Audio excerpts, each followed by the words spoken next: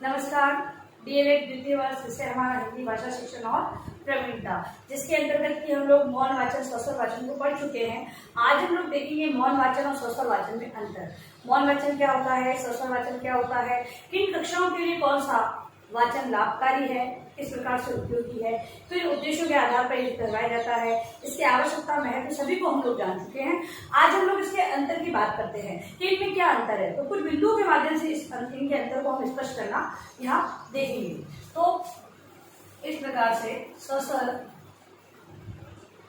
वाचन और यहाँ पर मौन वाचन, क्योंकि ये अंतर का जो प्रश्न है वो परीक्षा में आपके 6 नंबर या 10 नंबर का प्रश्न बन जाता है। अर्थ को पूछते हुए समझाते हुए इसमें अंतर पूछ लिया जाता है। ठीक है, तो लगभग 6 नंबर का प्रश्न ये बनता है आपका। तो अंतर है इस वाचन में छात्रों को अन्य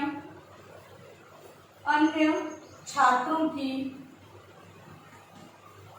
की गति से वाचन करना पड़ता है, क्योंकि स्वस्वर वाचन है सभी की गति, क्योंकि स्वस्वर वाचन है सामूहिक और व्यक्तिगत दो प्रकार का होता है। सामूहिक रूप से सभी कक्षा में, छोटी कक्षाओं के लिए जो सभी को साथ में बुलवाया जाता है वो स्वस्वर वाचन होता है, और व्यक्तिगत रूप से एक बच्चा पढ़ता है। लेकिन बच्चों की गति, क्योंकि सभी कक्षाओं की स्थिति को ध्यान में रखते हुए कि भाई सभी का नंबर आना चाहिए और सभी को वाचन करवाना है, उस दृष्टि से यहाँ पर दूसरों की गति को ध्यान में रखते हुए वाचन करना पड़ता है। मौन वाचन, इस वाचन में छात्रों को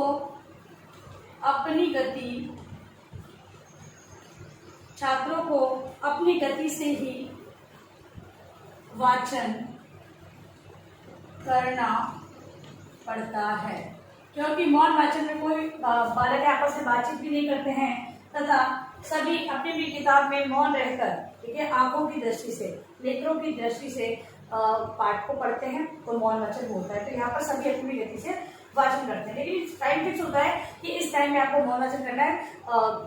समय दिया 10 या 15 मिनट का जो समय दिया जाता है उसी में उस पाठ को पढ़ना होता है। ठीक है, कोई एक बार पढ़ लेता है दूसरी बार भी पढ़ सकता है, लेकिन यहाँ पर अपनी गति से चलना होता है। अगला है इस वाचन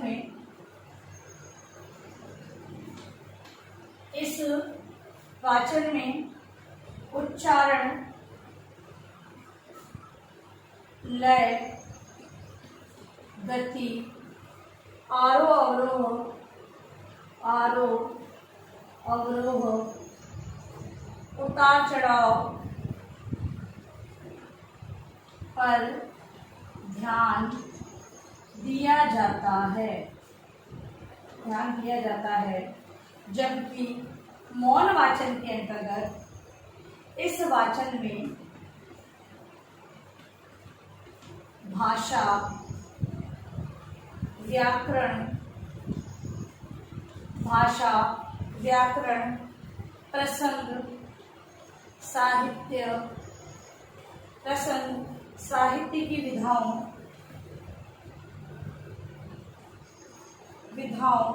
शैली,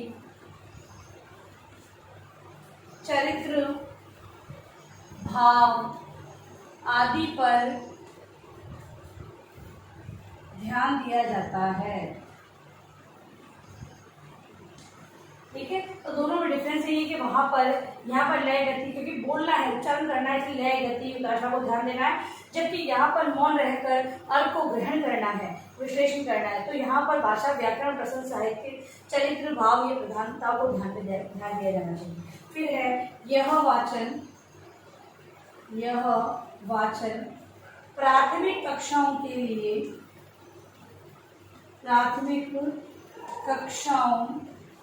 के लिए अधिक उपयुक्त है,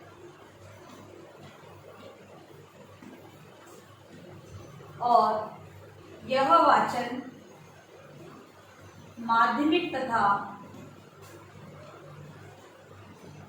उच्च माध्यमिक कक्षाओं के लिए अधिक उपयुक्त है। ठीक है, इसके अलावा यह वाचन ससल वाचन के लिए यह वाचन वैयक्तिक तथा सामूहिक दोनों ही प्रकार से होता है। ये ससल वाचन व्यक्ति और सामूहिक होता सभी को ज्ञात है, हमने पढ़ा है इसको। और इसमें दोनों प्रकार से किया जा सकता है। मतलब कि इसको भी मतलब कि मौन वाचन है, या तो पूरी कक्षा को दे दिया जाए या फिर जो बच्चे नहीं समझे हैं तो पर्टिकुलर उन्हीं बच्चों को दिया जाए, तो दोनों प्रकार से हो सकता है। अब इसमें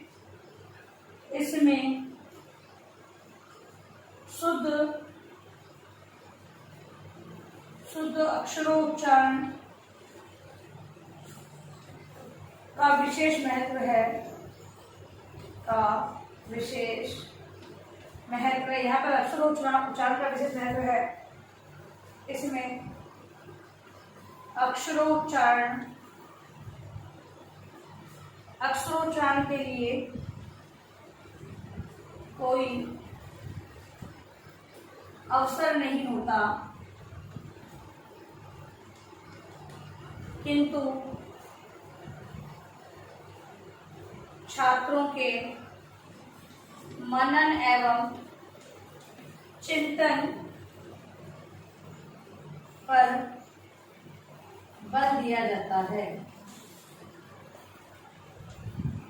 जब यहाँ पर उच्चारण करना है इसलिए अक्षर और शब्दों के उच्चारण पर विशेष महत्व दिया जाता है, बल दिया जाता है। लेकिन इसमें अक्षर उच्चारण का कोई महत्व नहीं है, लेकिन फिर भी यहाँ पर चिंतन, मनन और तर्क की बात कही जाती है कि बालक है मौन वाचन के समय अपना ध्यान या मन लगाकर उसे ध्यानपूर्वक पढ़े, जिससे कि उनमें तर्क या चिंतन करने की क्षमता का विकास हो सके। अगला है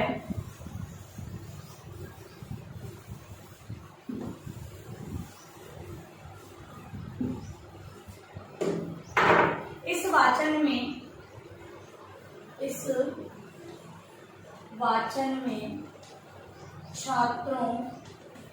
वाचन में छात्रों को थकान शीघ्र होने लगती है क्योंकि इसमें वाक यंत्रों पर अधिक प्रभाव पड़ता है।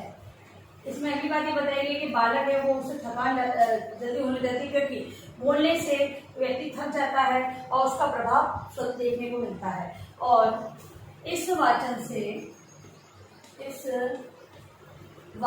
में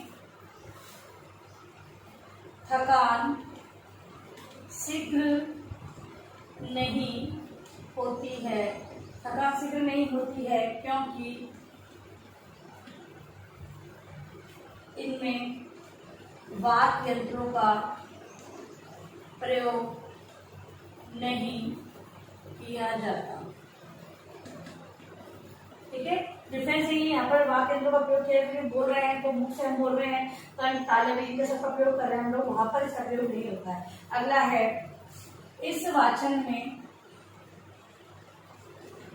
ससल वाचन होता है। इस वाचन में उच्चारण व वाचन संबंधी अशुद्धियों आसानी से जांची जा सकती है।